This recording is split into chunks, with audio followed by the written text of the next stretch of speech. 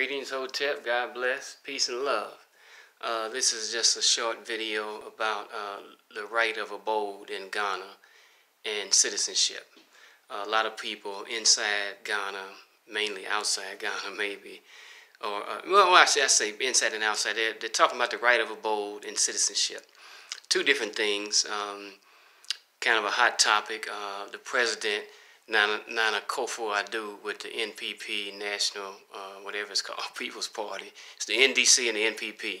Forget exactly what they stand for. National Democratic Party Congress, I think, is the NDC, who is out of power. NPP is in power. Nana Akufo-Addo is the president. It's like the Republicans and the Democrats. They kind of rotate back and forth. But the current president was in New York. A lot of people know about it, and was at the United Nations and made a fabulous speech about the year of return, 400 years since the Africans were taken out of West Africa and landed in North America in 1619, and they're making an issue out of it, or had a proclamation, commemoration of the year of return. So it's a big deal inside and outside of Africa. And some people are talking about the right of abode, and some are talking about citizenship. The right of abode, I've been going back and forth since 2003, constantly since 2011, half the time there, half the time not there. And I've heard about the right of abode, not exactly sure the legalities and what it is. I've had people that have lived there for 30 years plus says they don't know anybody that's gotten the right of abode as long as they've been there. And in terms of citizenship, I was there in 2016 when 34, 35 black Americans, primarily, may have been a couple of Jamaicans, were given citizenship. In fact, I was there at a couple of the meetings when citizenship was being discussed. And when the applications for citizenship were given out, I was given one myself. So I was there when it happened, when Brother Mulana, who's lived there for 40 years or so, he was the spearhead behind that whole effort, and he's to be respected, honored, and commemorated in my mind anyway for what he did, and he's still trying to do more. So the right of citizenship, 34, 35, 36, whatever the number was. I was at the event when President John Muhammad of the NDC was there. It actually gave out the citizenship certificates to those who were granted citizenship in 2016 under special circumstances. And they're trying to do it again. People have applications in. There's concerted effort from 2 or 3 different groups who are pushing this, and the government is, we're not sure how receptive they are. They're giving some time and consideration to it, for sure.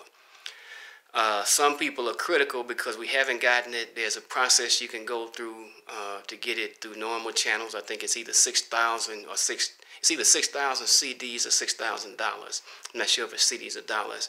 The filing fee for citizenship after you meet whatever the criteria is, length of time in the country, financial independence, and whatever other criteria is involved. You can do it on your own. You don't have to go through any group thing. But even if you do that and you pay the money, there's no guarantee you'll get it. But my real point is this. They got Lebanese been in Ghana since the 1940s. Got businesses, hotels, and making money and doing all kind of stuff. Some of them, from my understanding, got citizenship. Probably went through the regular channels, although I'm not sure. The Chinese are in Ghana in droves. They're all over the African continent. And in fact, a lot of people are in Ghana from different countries around the world, doing business, working, and doing all kind of stuff. And there's a lot of black Americans who have been there for 30 plus years. I know them personally. And they don't have citizenship, most of them, and they don't have the right of abode, most of them. But they're there, they're living.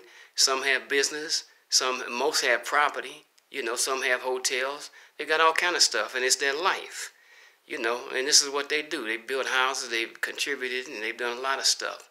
Nobody's making them get up and leave because they don't have the right of abode or because they don't have citizenship. That's my point. My real point is, for those outside of Ghana and Africa who've never been, who are concerned about these issues, I think it's putting the cart before the horse. Because nobody's stopping anybody from coming to visit. Most people only going, most people don't even want to go. And those who do want to go, most are talking about a week or 2 or a month or maybe 2 months. You know, so right of abode and citizenship shouldn't be, it should be the last thing on your mind if you're just coming for a visit.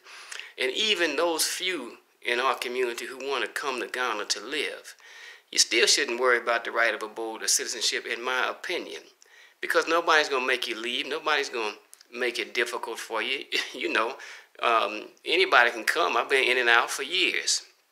Stay as long as I want to stay. All you do is go to the immigration and keep your visa renewed and up to date like you do in any country you visit. And there's Americans and other people all over the world, in all kind of countries. Some of them keep their papers straight and some of them don't.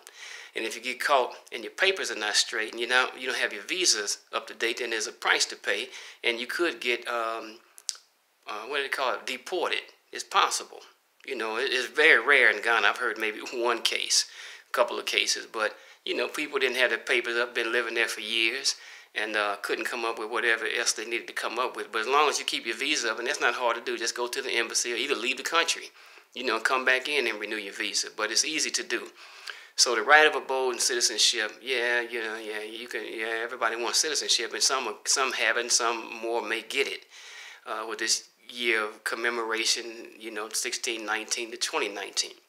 But if they don't get it, if you don't get it, and especially if you've never been, it shouldn't be much of a concern, you know. And if you want to go, it shouldn't be any concern, in my opinion. And even if you want to stay, nobody's going to keep you from staying. Just go, you know, take your, you know, have your money, have your plan, be organized, you know, and be willing, be able to sustain yourself and take care of yourself. Keep your visa current. Go to immigration. Every 30, 60, 90, or 120 days, or however often you have to go, they'll let you pay it in advance for however much money you got. Maybe you can get it 4 months at a time. So my point is, the right of abode, citizenship, yeah, maybe they'll give it to us, maybe they won't, but whether they give it to you or not, you can still go home. It's home. Whether people welcome you, whether they encourage you, whether they give you any assistance, it's home. It's in your blood. It's in your spirit. It may not even be in your conscious mind, but it's in your subconscious mind. It never leaves. It's part of your past and your history. And nobody's going to stop you from going home if you want to go home. So whether you have citizenship, right to abode, it don't matter. Just go if you want to go. And stay as long as you want to stay. And if you want to live there, I know people personally who have lived in Ghana for 30 plus years, who don't have either the right of abode or citizenship, and they're doing quite fine. Hopefully they'll get citizenship soon, or there is a push and there is effort being made to open the door a little bit wider. And a friend of mine who has citizenship, has been there about 35 years, she says that in South Africa they've given some of us citizenship, and they've given some of us citizenship, I think she said in but I know she said South Africa. She might have said Uganda, another one of those East African countries. But like I said, whether you get it or not, the door's open. You can go. Nobody's stopping you. You know, get your money together, organize your time, your business, your situation, and go. Don't worry about the right of abode and citizenship. That's what I think anyway. Peace.